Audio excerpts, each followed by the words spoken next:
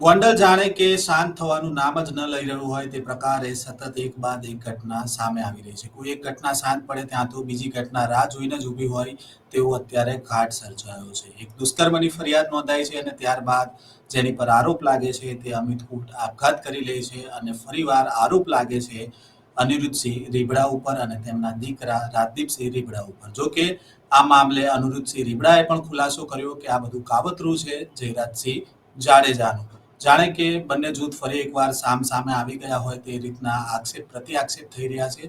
સમગ્ર બાબતે હાલ ગોંડલનું રાજકારણ શું ચાલી રહ્યું છે, શા માટે ગોંડલ શાંત નથી થઈ રહ્યું અને શા માટે એક બાદ એક ઘટનાઓ સામે આવી રહી છે, વિગતે વાત કરી છે આપણી જોડે ગોંડલથી જોડાયેલા છે પાટીદાર અગ્રણી રાજેશ સખિયા. આપણે આખું જે ગોંડલના જે મુદ્દાઓ ચાલી રહ્યા છે તેમની સાથે સમજીશું કે શા માટે ગોંડલ શાંત થવાનું નામ નથી લઈ રહ્યું. રાજેશભાઈ, નવજીવન ન્યૂઝમાં આપનું સ્વાગત છે. જી સૌપ્રથમ નમસ્કાર. જે આ રાજેશભાઈ, અમિત ખૂંટના જે આપઘાત બાદ ફરીવાર ગોંડલમાં જે બાહુબલી સામે આવી ગયા હોય તેવું લાગી રહ્યું છે હવે. આમ તો બંને બાહુબલી છે. એ પોતાની પદ પ્રતિષ્ઠા અને પૈસા માટેની લડત જે લડે છે, પણ આ એક પ્રકારની એવી રાજનીતિ થઈ રહી છે કે વ્યક્તિને જીવતા તો એનો ઉપયોગ કર્યો, એને હાથો બનાવ્યો, પણ મૃતક પછી એની લાશ ઉપર જો ગંભીરતાપૂર્વક રાજકારણ થતું હોય, આવો કિસ્સો તો કદાચ ગુજરાતભરમાં તો ક્યાંય તમને જોવા નહીં મળ્યો હોય. આ પહેલો એવો કિસ્સો છે. મને જાણ છે ત્યાં સુધી હજી પણ આ બાપ દીકરો બે પકડાય નહીં ત્યાં સુધી લાશ સ્વીકારશો નહીં આવી માંગ સાથે સિવિલ હોસ્પિટલે લાશને રાખવામાં આવી છે. એટલે આ રાજકીય ઈ હદ સુધી ઉપયોગ થઈ રહ્યો છે કે ભાઈ જો અનિરુદ્ધસિંહે અમિતને મજબૂર કર્યો હોય તો એની વિરુદ્ધ એફઆઈઆર દાખલ થઈ ગઈ છે. તો એફઆઈઆર દાખલ થઈ છે એની અંદર જે પુરાવા છે, સુસાઇડ નોટ વગેરેના પુરાવાના આધાર ઉપર એની ઉપર ટ્રાયલ ચાલવાનું જ છે, તો એનાથી કઈ બચવાના તો નથી. તો આવું લાશ ઉપર રાજકારણ શું કામ? પેલો પ્રશ્ન ઈ છે. બીજું કે આ બંનેની લડાઈને, આ બંનેના આ સામંતશાહીને સમજવા માટે વિસ્તારથી આપણે એને જાણવા પડે. હવે જયરાજસિંહ અને અનિરુદ્ધસિંહ છેલ્લા 20 વર્ષથી બંને એક હતા, એકબીજાના પૂરક હતા. ત્યારે પણ રીબડાની અંદર ખનીજ ચોરી થતી હતી, ત્યારે પણ રીબડાના ખેડૂત પોતે જાતે જમીન નતા વેચતા. જમીન જાતે ન વેચવાના ઘણા બધા કારણો હતા. માત્ર કારણ એક નહોતું, ઘણા બધા કારણો હતા. રોડ, રસ્તા, એનઓસી, એ પછી ઈ ગામ જે ગરાસદારનું હતું, એ ગરાસદારના જૂના નામ ચાલતા આવતા હતા. જે 6 નંબરની નોંધમાં તેની વારસાઈ નોંધો, આવા કિસ્સા પણ ઘણા બધા હતા. એવા અનેક કારણોના હિસાબે સીધા ખેડૂતો જમીન વેચવા કરતા મહિપતસિંહને હાથ બાર દઈ અને જમીન વેચતા. મહિપતસિંહ છેલ્લા 10 વર્ષ જેવું થયું, 10 વર્ષ પહેલા રીબડાની જમીન નહોતી વેચાતી. રીબડા ખેતી જ થતી, આજુબાજુમાં બધી જગ્યાએ ઇન્ડસ્ટ્રીયલ ઝોન થઈ ગયું હતું.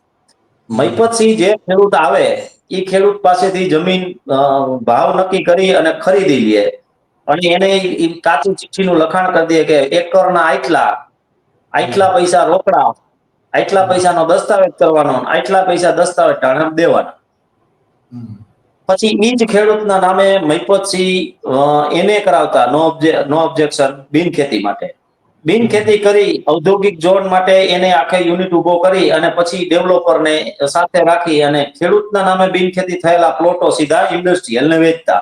જેથી મહિપતસિંહને ભયંકર પૈસા મળતા. આપણે સમજી શકીએ કે ભાઈ આપણું ખેતર હોય તો આપણે એને 1 એકર જમીનને બિનખેતી કરાવી તો એની વેલ્યુએશન શું થતી હોય છે? 1 એકરની અંદર 1 લાખ રૂપિયા ધિરાણ ન મળતું હોય ખેતીની જમીનમાં, એની જગ્યાએ 1 કરોડ રૂપિયા સીસી મળે. વેલ્યુએશન થાય ને એને થવાથી, એટલે એને થવાથી એને પૈસા મળતા હતા. અને ઈ સિલસિલો આજકાલનો નહીં, છેલ્લા 15 વર્ષથી ચાલતો આવતો હતો. જ્યારે જયરાજસિંહ અનિરુદ્ધસિંહ બે એક હતા ત્યારે કોઈ તકલીફ નહોતી. ત્યારે મહિપતસિંહ જે કરે, જયરાજસિંહ ને કઈ વાંધો નહોતો. અનિરુદ્ધસિંહ જે ખનીજ ચોરી કરે એનાથી એને કોઈને વાંધો નહોતો. પણ આ બંનેને જ્યારે સમસ્યા ઉભી થાય છે, રાજકીય સમસ્યા, ત્યારે રીબડાને ટાર્ગેટ બનાવવામાં આવે છે. રીબડાની અંદરથી આ લોકોને જે કઈ આથા સ્વરૂપે લોકોને બોલાવી એની આખું સંગઠન કરી ઊભું કરી અને એ કરવામાં આવે છે. આ બધું કરવાથી જો ન્યાય મળતો, આજની તારીખમાં ખેડૂત છે એ પોતાની જમીન જાતે બિનખેતી કરી કે જાતે વેચાણ કરી આપતા હો તો કોઈ વાંધો નતો. સ્થિતિ આજે પણ જે છે તે જ હતી. ભાવમાં વધારા સિવાય કોઈ વસ્તુમાં સ્થિતિમાં ફેરફાર થયો નથી. એટલે આ એક આખો રાજકીય એજન્ડા છે. બીજું, રહી વાત અમિતની જે સુસાઇડ નોટ છે, એ સુસાઇડ નોટ ની અંદર જે ઉલ્લેખ છે એ ઉલ્લેખના કારણે જયરાજસિંહે સાથે રહી અને અનિરુદ્ધસિંહ વિરુદ્ધ એફઆઈઆર કરાવી. એફઆઈઆર પણ લેવાઈ ગઈ. અગાઉ એટલે અમિત ઉપર આ એફઆઈઆર કરી. તમારું કેવું એવું છે કે જયરાજસિંહના કહેવાથી આ આખી એફઆઈઆર થઈ ગઈ છે? બિલકુલ સાથે જ હતા, તમે જોયું નહીં? હમ. સાથે જ હતા ને. મારો કહેવાનો મતલબ એ છે કે ઈ જ્યારે સાથે હતા ત્યારે તાત્કાલિક એફઆઈઆર સુસાઇડ નોટના આધારે થઈ ગઈ. જ્યારે ભોગ બનનાર છોકરીની પણ ફરિયાદ અગાઉથી લેવાઈ ગઈ હતી. આ મૂળ તો ઈ જ છે. પણ રાજકુમાર જાટમાં રાજકુમારના બાપા ચોખ્ખું કહે છે કે મારી નજર સમક્ષ બંગલામાં બનાવ બન્યો છે અને બંગલાના સીસીટીવી કેમેરામાં એ વસ્તુ કેદ છે, તો એની ફરિયાદ લેવાતી નથી. એટલે બે તફાવત તમે સમજી શકો છો. બીજું કે અનિરુદ્ધસિંહ અને જયરાજસિંહ બે એક હતા, એ દરમિયાન એને શું શું કર્યું છે એ પણ ભૂતકાળ કાંઈ ભૂલી નથી જવાનો. હવે એને કાલે ગોવિંદભાઈ સકપરિયા કરીને એક અમારા વડીલ છે, એને આ લડતમાં ઘણું બધું પ્રકાશ પાડ્યો છે. 2022 પછી, પેલા નહોતા. 22માં અચાનક ગોવિંદભાઈ રીબડાના વારે આવી જાય છે અને રીબડાનું નેતૃત્વ ગોવિંદભાઈ કરવા માંડે છે. અને ગોવિંદભાઈ છે એ આ બધી કાલ જે એને પ્રતિક્રિયાઓ આપી એના ઉપરથી હું તમને એક એક્ઝામ્પલ આપું કે ગોવિંદભાઈ એવું કીધું કે આ છોકરાને મજબૂર કર્યો છે, ત્યાં ડ્રગ્સ રાખ્યું છે, ફલાણું કર્યું ને હેરાન કર્યો. એના કોઈ પુરાવા માત્ર તો પોલીસ મેનુપ્લેટ તપાસ કરીને શરૂ બોલે થશે પછી પુરાવા સામે આવશે કદાચ જો મેનુ એવી કોઈ ઘટના. મેનુપ્લેટ કરી, સાંભળો, મેનુપ્લેટ કરી અને આખા મુદ્દા છે એને બોલાવવામાં આવે છે. આ બધું જયરાજસિંહ માથે ઉભા રહી કરાવે છે અને રાજકીય અદાવતના કારણે કરાવે છે. બરાબર છે? એક હવે એને શું તકલીફ છે એ તમને કહું કે જયરાજસિંહને 2022ની ચૂંટણીમાં કોઈ મુદ્દા હતા નહીં. ચૂંટણી પ્રક્રિયામાં પ્રચારમાં લોકો વચ્ચે જવા કોઈ મુદ્દા હતા નહીં. એટલે આ લોકોએ એકબીજાએ જે કાંઈ વાંધો હોય છે અનિરુદ્ધસિંહ એમના દીકરાની, બીજા એના બે સહમિત્રોની અને પ્રેસના માધ્યમથી આપણે રમેશભાઈ ધડુકની ટિકિટ વિધાનસભાની માંગ કરી. એના વિરોધમાં ઈ બેયનો જંગ સંચેડાય. પછી ઈ બે સામસામા ઝઘડે. પછી મુદ્દા ચૂંટણી ટાણે લઈ જાય તો ભાઈ બુનિયાદી સવાલો અમારા શિક્ષણ, સ્વાસ્થ્ય, રોજગારી, સુરક્ષા, કોઈ મુદ્દા નહીં. માત્ર રીબડા કરીને ચૂંટણી જીતાઈ ગઈ. પછી એ બધું બન્યા પછી જે આ રીબડાની કાર્યક્રમો થયા, રીબડાની આઝાદી, આ તે આ બધું તમારું સાઈડમાં રહી ગયું. પછી એને હજી એનો બેયનો જે કઈ બેયની વચ્ચેની જે તકલીફ છે એનો સમાધાન થયું નથી. એટલે નવા આવા મુદ્દાઓ નીકળ્યા કરે છે. હવે મારે તમને એક વાત કરવી છે કે ભાઈ આ આખું ઊભું કેવી રીતે થાય છે એનો એક એક્ઝામ્પલ તમને આપવું છે કે કાલે ગોવિંદભાઈએ મીડિયા સમક્ષ એવું કીધું કે જિગીશા પટેલ, અલ્પેશ કથિરિયા, વરુણ પટેલ, મેહુલ પટેલ આ બધાય રીબડા ન્યાય અપાવવા આવે. તો આ લોકોને અચાનક 2022માં આને યાદ નહોતા કર્યા, આને અચાનક યાદ કર્યા. શું કામ? કે ઈ લોકોએ જયરાજસિંહની સત્તા, જયરાજસિંહની કામગીરી ઉપર પ્રશ્ન ઉઠાવ્યા. પછી એને નરેશ પટેલને ટાર્ગેટ કર્યા. નરેશ પટેલને એવું કીધું કે ભાઈ નરેશ પટેલ પાસે અમે ગયા હતા, એને કાંઈ કર્યું નહીં, કાંઈ ધ્યાન દીધું નહીં. જો નરેશ પટેલ કોઈ ન્યાયાલય નથી, નરેશ પટેલ કોઈ ડીજીપી નથી રાજ્યના, નરેશ પટેલ કોઈ સિસ્ટમ નથી, નરેશ પટેલ એક સમાજના સામાજિક ઉદ્યાન માટે જે આપણું જે અમારું જે એક યુનિટ ઊભું છે એમના એક માત્ર ટ્રસ્ટી અને કરતા હતા છે. પરંતુ નરેશ પટેલને ટાર્ગેટ કર્યા. શું કામ? કે ઈ જયરાજસિંહને સમર્થન કરતા નથી. ગગજીભાઈ સુતરિયા એવું કહે છે કે ભાઈ ઈ અમારા સમાજના જ આગેવાન છે. ઈ એવું કહે છે કે ભાઈ સરદાર ધામ અને સરકાર બે સિક્કાની એક બે બાજુ છે. એ બાજુ. એટલે મુખ્યમંત્રીથી તદ્દન નજીક છે એ ભાઈ. અને આવું મુખ્યમંત્રીની હાજરીમાં બોલ્યા છે હમણાં જ તાજેતરમાં. તો ગગજીભાઈ સુતરિયા પાસે ગોવિંદભાઈ અપેક્ષા ન રાખી સામાજિક લેવલે, રાજકીય લેવલે મુખ્યમંત્રી પાસે અપેક્ષા ન રાખી અને માત્ર આ જે જયરાજસિંહના સમર્થન નથી કરતા એવા સમાજના આગેવાનો અને સમાજના એક્ટિવિસ્ટો સામે એને અપેક્ષા રાખી. એટલે આ આખી મેનુપ્લેટ કરેલી બાબત છે એ હું તમારા માધ્યમથી પ્રકાશ પાડું છું. બીજું કે જે ગોવિંદભાઈ સકપરિયા છે હમ. ઈ અને એના ભેગા એક બીજા ભાઈ પણ નિવેદન આપે છે રીબડાના કે હું અમિતના કાકા છું. હા. જે પ્રકારે આક્ષેપો લગાડે છે એ બધી વાત સાચી. અમિતની સુસાઇડ નોટમાં લખેલું છે કે તટસ્થ તપાસ થાવી અને આ જવાબદારો સામે પગલા ભરાય. તો એની અંદર હું એવું કહું છું કે ભાઈ આપણા ગુજરાતની પોલીસ એવી નિષ્ઠાવાન પણ છે કે મુન્દ્રા પોર્ટ ઉપરથી હજારો કરોડો રૂપિયાનું ડ્રગ્સ એ કબજે કરે છે અને કાર્યવાહી કરે છે. અક્ષરધામના આતંકવાદી હુમલાનો પર્દાફાશ કરે છે. તો આપણી પોલીસ ઉપર એસઆઈટી નીમી અને આ મુદ્દે તપાસ થઈ શકે તો એની માંગ કરવા માટે એ લોકો નથી આગળ વધતા, માત્ર રાજકીય કરવું છે. ત્યારબાદ ડીજીપી સાહેબને પણ કહી શકાય કે ભાઈ આ રીતની તપાસ કરો, એસઆઈટી નીમો અથવા તો સીબીઆઈ ની નિમણૂક કરો. એ દિશામાં કામ નથી થતું. બીજું કે ગુજરાત નામદાર હાઈકોર્ટ એને પણ તમે એપ્લિકેશન કરી આગો કે ભાઈ અહીંયા આ તપાસની અંદર તટસ્થ તપાસ થાય. જો ગોંડલની પોલીસ તપાસ કરશે તો રાજકીય દાબ દબાણ બંને દબંગ જ છે, બંને રાજકીય બળ ધરાવે છે અને બે ભારતીય જનતા પાર્ટીના એકબીજા પલ્લુ છે ત્રાજવાના. તો સ્વાભાવિક છે કે આ તપાસ જે થશે ને અહીંની લોકલ પોલીસથી તો એ તપાસ તટસ્થ નહીં થાય અને ક્યાંક તપાસમાં ક્ષતિપૂર્તિ રહે અને જવાબદારો છે એ ટ્રાયલ કોર્ટની અંદર આવી ક્ષતિપૂર્તિના કારણે શંકાનો લાભ મળી અને છૂટી જાય. એના કરતા આ લોકોએ જે રીબડા ગામવાળા છે એ અમારા આગેવાન ગોવિંદભાઈ સકપરિયા છે એને આ કાર્યવાહી કરવા માટેનો કાયદાકીય ધોરણસરનો હાથ ધરવો જોઈએ, પણ એ દિશામાં કામ નથી થતું. આ રાજકીય રીતે રાજકીય રોટલા શેકવા અને એક ભય છે કે ભાઈ અમે જરાક નબળા પડશું તો પેલા આવી અને સત્તા શાસન ભોગવશે. આ બંનેના વર્ચસ્વની લડાઈમાં અત્યારે આ એક છોકરાના જીવન પહેલા અને મરણ પછી પણ આ સ્થિતિ છે. બીજું જયરાજસિંહનું ઇન્વોલ્વમેન્ટ સીધું થાય છે ક્યારે? જ્યારે દીકરી ભોગ બનનાર છે એ પણ પટેલની છે, એટલે અહીંયા કોઈ જાતિનો વિષય આવતો નથી.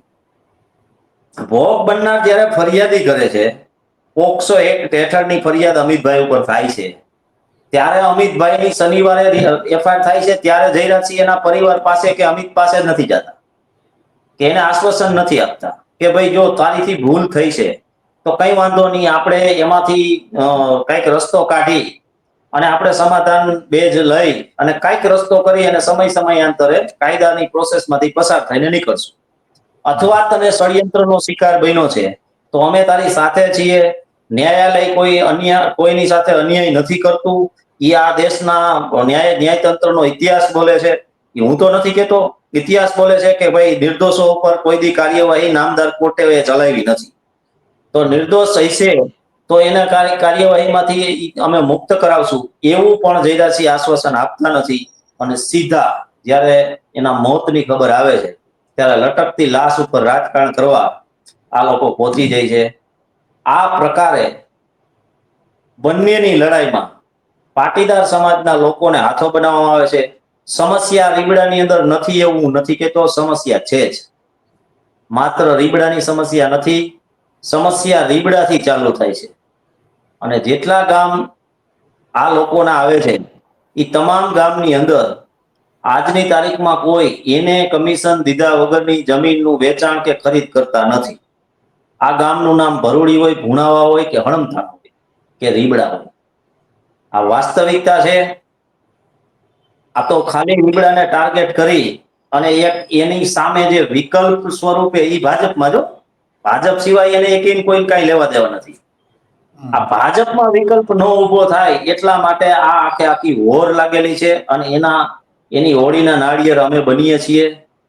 અમારા લોકો કદાચ આ આખી રાજનીતિનું જે વર્ગીકરણ છે એ કરવામાં થોડા નબળા પડીએ છીએ, એટલે જાય છીએ. હું આપના માધ્યમથી અમારા તમામ સમાજના મિત્રો વડીલોને કહું છું કે આ બંનેની રાજનીતિના પોલિટિકલ એંગલ સમજો, પછી જેને સમર્થનમાં કે એની બાબતમાં જાઓ.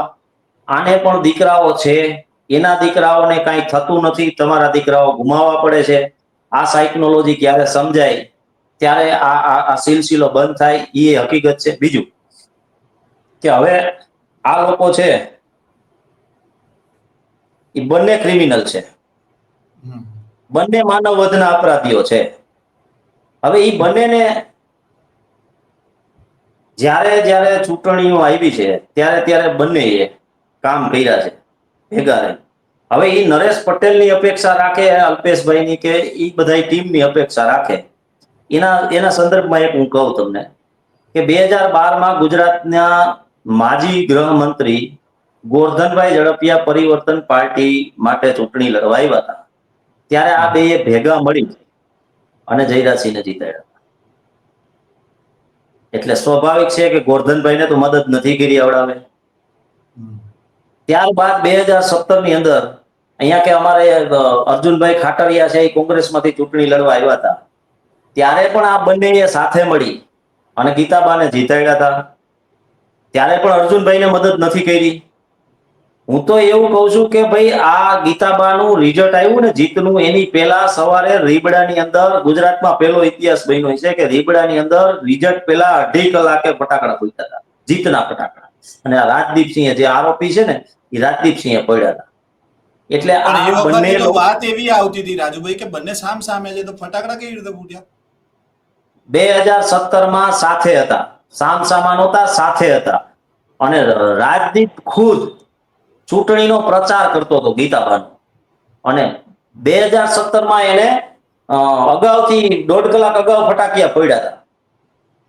આ જે વાત કરું એ હું તમને જે પુરાવા સાથેની કહું છું. બીજું 2019ની ચૂંટણી આવી, રમેશભાઈ ધડુક ચૂંટણી લડતા હતા, તો મહિપતસિંહ જેને આખી જિંદગી ભારતીય જનતા પાર્ટીથી દૂરી બનાવીને રાખી હતી, એ મહિપતસિંહ, સ્વર્ગસ્થ મહિપતસિંહે પણ પોતે પ્રેસ કોન્ફરન્સમાં એવું કીધું કે હું મારા 2.5 લાખ કાર્યકર્તાઓ સાથે ભારતીય જનતા પાર્ટીમાં જોડાય અને રમેશભાઈને સમર્થન આપું છું. ત્યારે એને લલિત વસોયાને સમર્થન નહોતું, એટલે ત્યારે એ બધા ભેગા જ હતા. ત્યારબાદ જયરાજસિંહ અને અનિરુદ્ધસિંહે જામકંડોળાના એક ગામમાં એક મંચ ઉપર સાથે ઉભા રહીને એવું કીધું હતું કે આપણે આ ચૂંટણી જે છે 2019ની લોકસભાની, ઈ રમેશભાઈ ધડુક નથી લડતા. આ બધા પુરાવા છે, હું કહું ઇલેક્ટ્રોનિક પુરાવા ગમે ત્યારે મળશે. આ રમેશભાઈ ધડુક નથી લડતા. આ ચૂંટણી અનિરુદ્ધસિંહ જાડેજા અને જયરાજસિંહ આમ બે સાથે હાથ જોડીને એવું કીધું કે જયરાજસિંહ જાડેજા લડે છે એટલે તમારે બધાએ કામ એ રીતે કરવાનું છે. તો એને સ્વાભાવિક છે રમેશભાઈને મદદ કરી હતી. તો આજે ઈ રમેશભાઈ પાસે ઈ આ મેન્યુપ્લેટ કરેલા લોકો રમેશભાઈ પાસે અપેક્ષા નથી રાખતા. રમેશભાઈ ગોંડલના છે, ગોંડલમાં જ રહે છે, ગોંડલના આગેવાન છે, અને કહેવાય છે ને કે ભાઈ એને તો અહીંયા કે અમારે ભામાશાનું નામ દીધેલું છે, તો એ ભામાશા પાસે નથી જતા અને નરેશ પટેલને કહે છે કે ભાઈ તમે કાંઈ કર્યું નહીં. જે લોકો એક્ટિવિસ્ટ છે અલ્પેશભાઈની, એટલે આખો રાજકીય મેન્યુપ્લેટ કરેલી આખી બાબત છે. આ જયરાજસિંહે પોતાની ઉપર જે આક્ષેપો લાગેલા છે એનાથી આખી મુદ્દાને સાઈડ કરવા માટે અને લોકોનું જે સમર્થન છે એ જાળવી રાખવા માટે એક આખું ષડયંત્ર રચ્યું છે. જે કઈ બનવાનું છે એ અમિત ખૂંટ અને પેલી છોકરી વચ્ચે બન્યું, એના કારણોસર જે કઈ બન્યું હશે, ત્યારબાદ જે હું એવું નથી કહેતો કે નથી જેનો કોઈનો હાથ, જો એનો કોઈનો હાથ હોય તો સ્વાભાવિકપણે કાયદાનું કામ કરશે.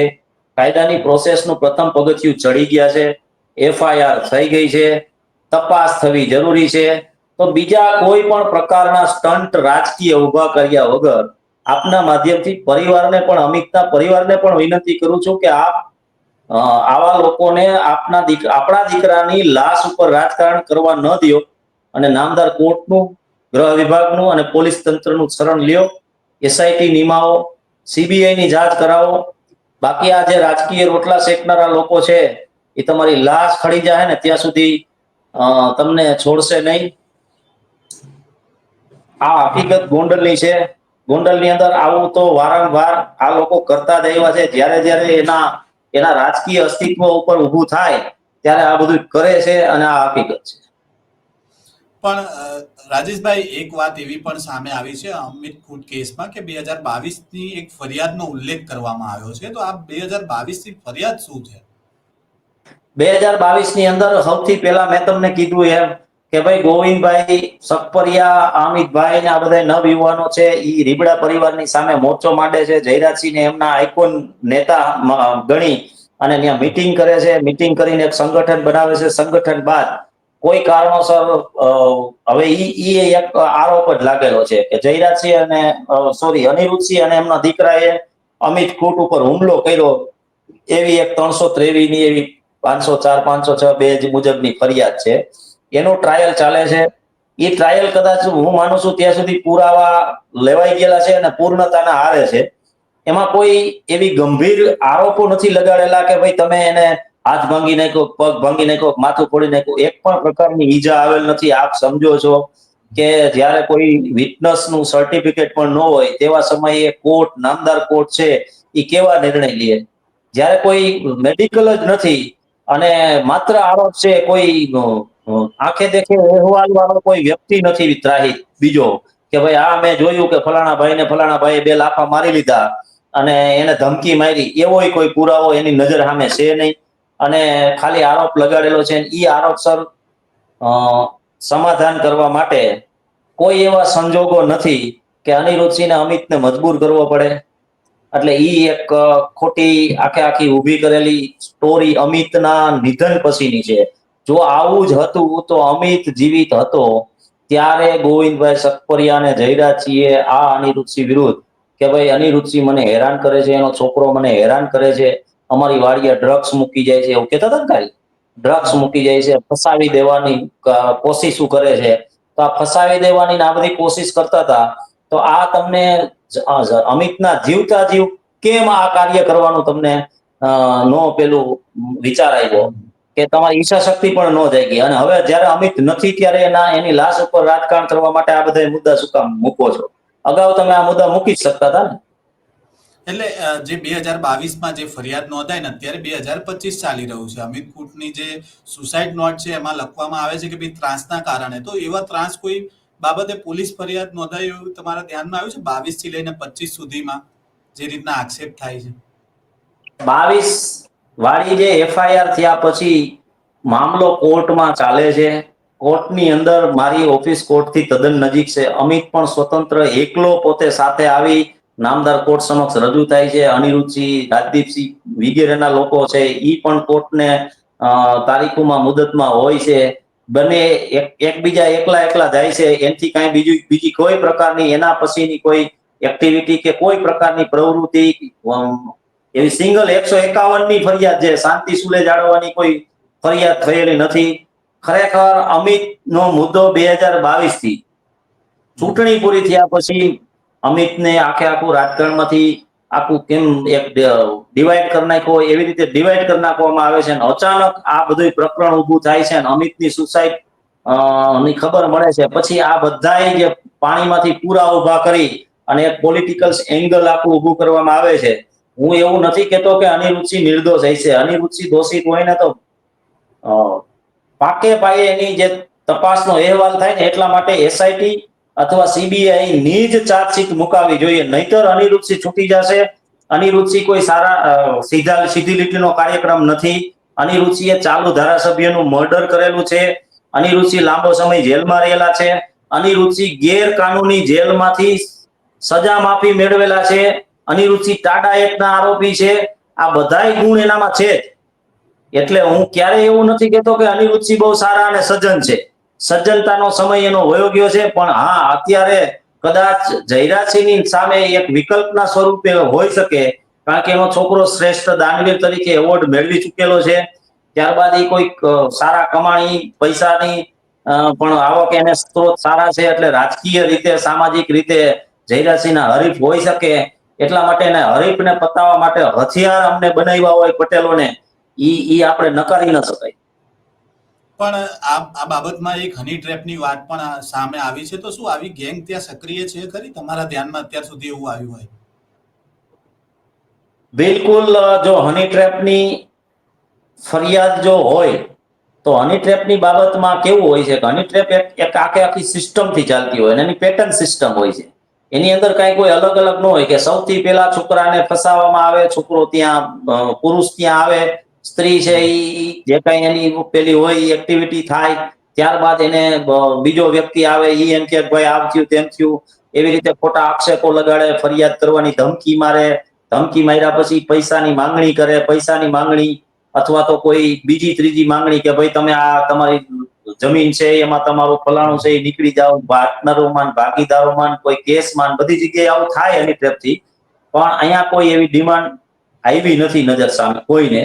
એટલે આ એક હની ટ્રેપ વાળો આક્ષેપ છે. કદાચ સોશિયલ મીડિયાના માધ્યમથી સંપર્ક થયો હોય અને કુદરતી સંપર્કના કારણે જે કંઈ એકાબીજાની જે ભૂલ ગણો કે જે ઉત્તેજના ગણો એના કારણે જે બન્યું હોય છે એવું હોઈ શકે. પરંતુ આ તપાસનો આખો વિષય છે, યોગ્ય તપાસ થાય તો જ આની અંદર. નહીતર તો જો હું તો તમને કહું છું કે ભાઈ લોકલ પોલીસ ચાર્જશીટ રજૂ કરશે તો નામદાર કોર્ટ પુરાવાનો લાભ આપશે.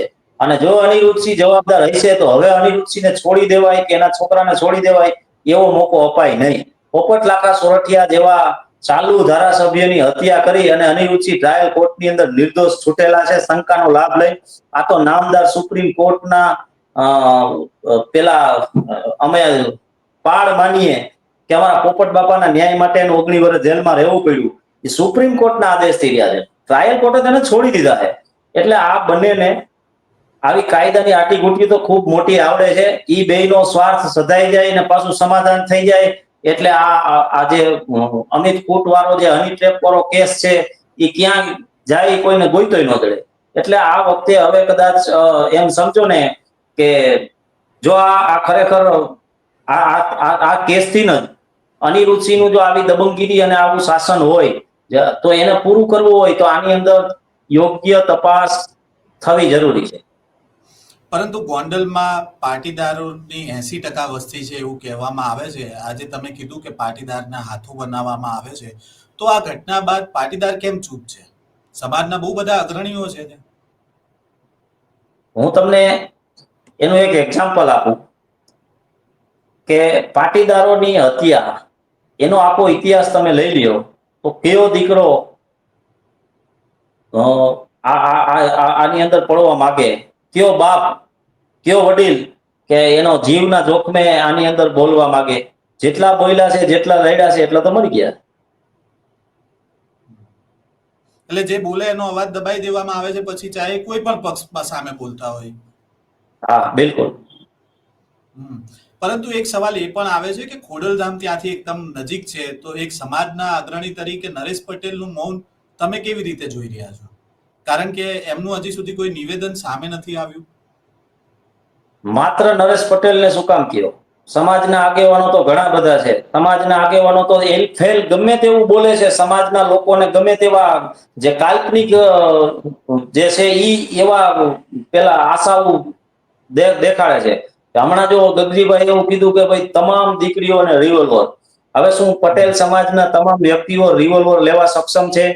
બીજું કે આ જેની વાત કરે છે, જે મુખ્યમંત્રીની હાજરીમાં વાત કરે છે, એ મુખ્યમંત્રીની સરકાર છે, એનો કલેક્ટર અને એનો કમિશનર છે, એ વગર પૈસે અમારી દીકરીઓને લાયસન્સ આપશે?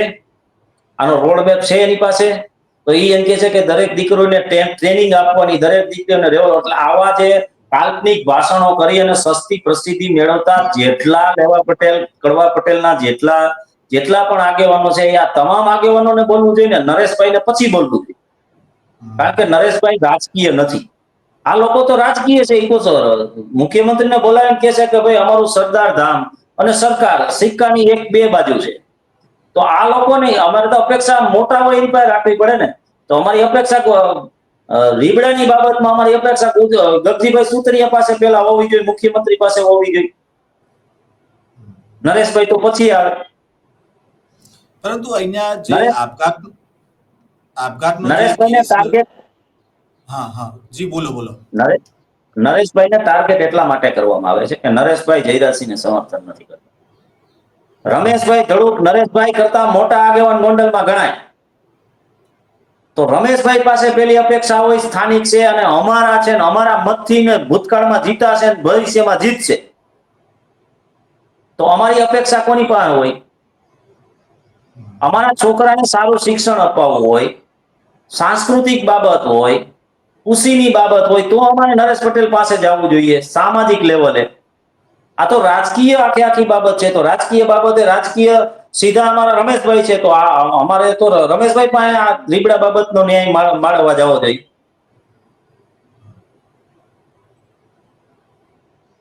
પરંતુ અહીંયા એક વાત એવી પણ છે કે જો અમિત ખૂટ છે તે અનિરુદ્ધસિંહ રીબડા સામે ફરિયાદ કરવાના સક્ષમ હોય તો એમણે આટલી જલ્દી હિંમત હારી જાય ખરી? આ આપઘાત કેસને લઈને તમે શું માનો છો? જો તમને સૌથી પહેલા એવું કહું કે 2022 પહેલા રીબડાની જ્યારે 2018માં રીબડા અનિરુદ્ધસિંહની સજા માફી થઈ ત્યારે સૌથી પહેલી આરટીઆઈ કરી અને એની વિરુદ્ધ ફરિયાદ કરવા વાળો પહેલો વ્યક્તિ હું હતો. ત્યારે મેં રીબડાના અમિતભાઈના ફાધર મારા વડીલ મિત્ર હતા. એમને પણ મને કીધું હતું કે રાજુભાઈ આ બહુ મોટી લડાઈ છે, આની અંદર જીવ ગુમાવવાનો રહીએ, અમે તને સહકાર ન આપી શકીએ. બીજા પણ જે રીબડાના આગેવાનો છે પરસોત્તમભાઈ થી માંડીને બધાને તમે વ્યક્તિગત પૂછજો, બધાએ એવું કીધું કે ભાઈ અમારે અહીંયા ગામની અંદર બીજી ત્રીજી શાંતિ છે, અમે સીધા તને કોઈ રીતે મદદ ન કરી શકીએ. અને આ લોકો 90% જે લોકો અત્યારે બોલે છે ને 90% 2019-20ની જે સપ્તાહનો કાર્યક્રમ હતો ને એના મહેમાન હતા. એટલે ઈ લોકોને 2021 સુધી કોઈ કઈ વાંધો નહોતો. 21 પછી 22ની ચૂંટણીમાં મુખ્ય એજન્ડા જ્યારે ચૂંટણી લડવાનો રીબડાને ટાર્ગેટ કરીને થયો, એટલા માટે આ બધા આખા મુદ્દા ઉભા થઈને આવે છે. આને કોઈ સમાજ સાથે લેવા દેવા નથી. આ વ્યક્તિગત ગામનો મામલો છે અને ગામ આખાનોય નથી. હમણાં હું તમને કહું કે એક પરિવારે પોતાની જાતે બિનખેતી જમીન કરાવી, પોતે જાતે કરાવી. જે વસ્તુ નથી થતી એમ કે છે ને કે ભાઈ નથી થવા દેતા અને એના પ્લોટ પણ વેચવાના છે અને વેચવા માટે એને કેવડાવી દીધેલું. સામેથી અનિરુદ્ધસિંહે કીધેલું છે કે ભાઈ તારી બિનખેતી થઈ ગયું છે, તારે મારું જે બીજું બિનખેતી અમારા જે એક મિત્રનું છે એમાંથી તારે 2 રોડ ખુલ્લા કરવાના છે, એ હું તને કરાવી દઈશ અને બાકીના રોડ રસ્તાની જે તારી હોય એ પ્રમાણેનું કે હું ભરતીનું પુરાણ તને કરાવી દઈશ. હમણાં મારે મશીનના ડ્રાઈવરોની નથી એટલે થોડુંક પેન્ડિંગ રહેશે. આ ઈ જ ગામના વ્યક્તિએ જે જગ્યા ઉપરથી હું વાત કરું છું ઈ જ જગ્યા ઉપર બેસીને 2 દિવસ પહેલા વાત કરી કે ભાઈ અમારે અહીંયા આવું કઈ નથી. તો પછી જે આક્ષેપો થયા જમીનો પચાવી પાડવાના, તો એ બધા કઈ રીતે થઈ રહ્યા છે? ગઈકાલે બી ફરી રીબડાની જમીનનો મામલો આવ્યો. કઈ વ્યક્તિની જમીન પચાવી, કયો સર્વે નંબર પચાવ્યો, એક તો એથોન્ટિક પુરાવો આપો ને. ભાઈ જમીન પચાવી છે તો એક કોક ખેડૂત ખાતેદાર છે, જમીન પચાવી છે અને જમીન હશે તો એ જમીનનો સર્વે નંબર પણ હશે ને. પુરાવા વગરની આક્ષેપોની વાત કરી અને રાજકીય લાભ લેવાની બાબત છે. ખરેખર અનિરુદ્ધસિંહ, હું એવું નથી કહેતો અનિરુદ્ધસિંહ સીધા ને સારા માણસ છે.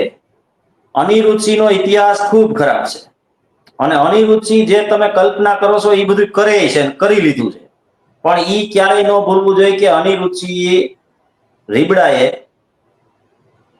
પોપટ લાખા સોરઠિયાનું મર્ડર માત્ર ને માત્ર એના સમાજનું નેતૃત્વ ગોંડલની અંદર થાય ને એટલા માટે કીધું. પરંતુ અત્યારે જે માહોલ સર્જાયો છે ફરી જે ચૂંટણી વખતે જોવા મળ્યો વગર ચૂંટણી અત્યારે જોવા મળી રહ્યો છે અને એવું દ્રશ્ય પણ જોવા મળે છે કે જયરાજસિંહ અને અનિરુદ્ધસિંહ ફરી સામે આવી ગયા. તો આ અદાવતને તમે કઈ રીતે જોઈ રહ્યા છો? જો સામે આવી ગયા હોય તો વયા જઈને બે ભેગા થઈને હલ્દી ઘાટીને યુદ્ધ કરી લે, ત્યાં જઈને કરે છે.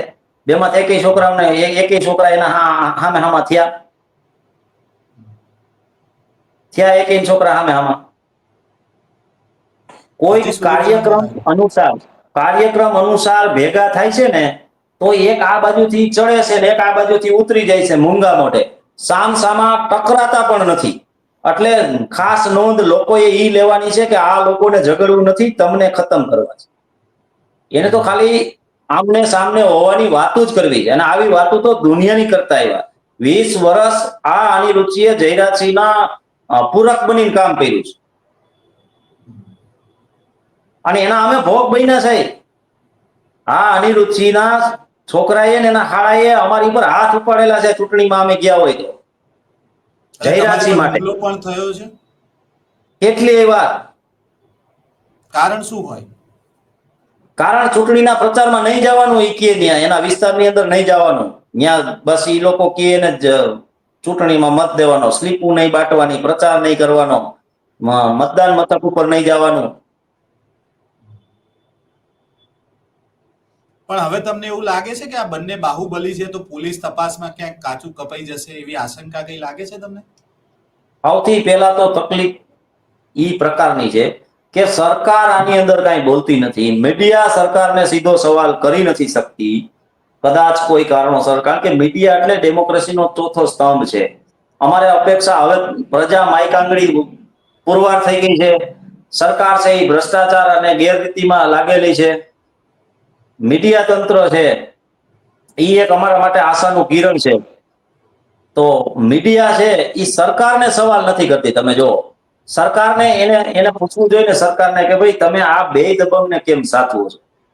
એનો જવાબ હું તમને આપું કે ગુજરાતની સરકારને ખબર છે કે આ બે સામે સામા હોય કે ભેગા હોય. આજુબાજુના સૌરાષ્ટ્રના વિસ્તારમાં 5-6 જિલ્લા તાલુકાની અંદર ભારતીય જનતા પાર્ટીને બેઠકો મળી રહે એટલા માટે જે કરવું પડે એ બધું બંને પાસે અસામાજિક તત્વોની અનઓર્ગેનાઇઝ ગેંગો છે. બંને પાસે ગેંગો છે, એક પાસે એકથી એક મોટી એવી ગેંગો ઈ દર જગ્યાએ ચૂંટણીમાં લગાડે છે. ચૂંટણીની અંદર ગેરકાનૂની કામ કરે છે, બોગસ મતદાન બે કરાવે છે. એટલે બેયની સરકારને જરૂર છે. ઈ ભાજે તોય જરૂર છે, ભેગારી તોય ભરે જરૂર છે, ઈ કોઈને મરવી નાખે તોય સરકારને એનાથી કઈ મતલબ નથી. સરકારને સીધો સવાલ પ્રમુખ મીડિયા પૂછતી નથી કે આવી ગોંડલની આ વ્યવસ્થા અને આવા અમારી ઉપર ગૃહ વિભાગ ઉપર, પોલીસ તંત્ર ઉપર ઉપડતા આક્ષેપો અમારે શું કામ સહન કરવાના? આવો પ્રશ્ન એને કોઈ સરકાર કરે તો આ લોકો જવાબ આપે ને. સરકાર એને કઈ કહેતી જ નથી, છૂટો દોર છે એમ કઈ કહેવાય કે તમારે જે કરવું હોય તે કરો, પણ ચૂંટણી ટાણે અમે કઈ એટલી બેઠકો અમને આપી દેવાની. પરંતુ હવે આગામી સમયમાં કોઈ પાટીદાર યુવક કે કોઈ પણ માણસ હાથો ન બની જાય આવી લડાઈમાં, તેને લઈને હવે શું ધ્યાન રાખવું જોઈએ? માત્ર આપના માધ્યમથી હું તમામ પટેલ સમાજના અને બિન પટેલ સમાજના તમામ લોકોને કહું છું કે આ બંનેની લડાઈથી દૂર રહેવું. આ બંને જે કરશે એ ભોગવશે. આ બંને માનદાન અને મતદાન માટે જ આપણે પાસે આવે છે. આ બંને છે ઈ હોળીના નારિયેળ આપને જ બનાવે છે અને ક્યારે એ સમાધાન કરીને ભેગા થઈ જાય છે એ કોઈ ખબર નથી હોતી. કારણ કે જો હું તમને એક દાખલો આપું કે એક વિડીયો, જો હું જે વાત કરું ને બધી પુરાવા મારી પાસે ઉપલબ્ધ હોય ને એની જ હું વાત કરું. એક વિડીયો કેસેટ છે, એની અંદર 1998 ની અંદર નીનામા સાહેબ કરીને છે, એના પીઆઈ અને એક આઈપીએસ છે, અમારા પૂર્વ આઈપીએસ છે ને એ સમયે હતા નાયબ પોલીસ અધિક્ષક. એમની વિરુદ્ધ જયરાજસિંહ નારા બોલાવે છે. એને જાતિ પ્રત્યે નીનામા સાહેબને હળદૂત કરે છે. આ બધું મારી પાસે ચાર્જશીટ, એની અંદર જે કેસેટ વિડીયો રેકોર્ડિંગ છે, નાયબ કલેક્ટર કચેરીએ આખો કાર્યક્રમ હોય છે. એમાં ઈ એમ કહે છે કે તું નીચના પેટનો, સાહેબને એવું કહે છે, પીઆઈ ને. એ હયાત છે, પીઆઈ સાહેબે હયાત છે, હજી વયા નથી ગયા. એને આવી રીતે આ જાતિ પ્રત્યે હળદૂત કરે. એટલો બહાદુરનો દીકરો હોય, આઈપીએસ ને એવું કહે છે, એટલો બહાદુરનો દીકરો હોય તો રીબડા અનિરુદ્ધ છે એ ફરાર છે, એને પકડીને બતાય હાલ હું ભેગો આવું. 98 માં કહે છે. 2007 ની સાલમાં 2007 ની સાલમાં 2007 ની સાલમાં ચૂંટણી આવે છે.